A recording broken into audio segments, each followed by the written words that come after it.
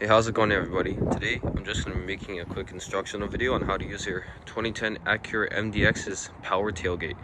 So in order to open the power tailgate, the first thing you want to do is to make sure that your vehicle is unlocked. So go ahead and unlock it right now. And then once your vehicle is unlocked, go ahead and press the power tailgate button on the key fob. Just like that, it should open up.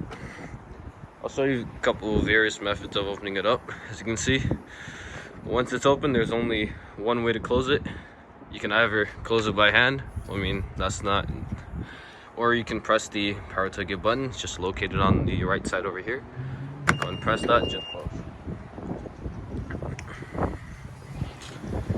Anyway, going into the vehicle, as you can see, on the door card, there are two buttons. This is for the fuel door, so this is for the power tailgate. But if you hold this button, watch what happens. If you hold it down, as you can see, the power tailgate rises up as well, using the button on the door card. Then, once the power tailgate is open, you can also close it by using the button on the door card. I'll just show you that right now.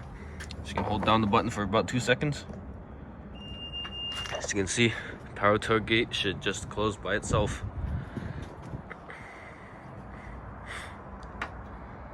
Just like that, it's closed. And that's basically how you use the power tailgate on your 2010 Acura MDX. Thanks for watching, guys.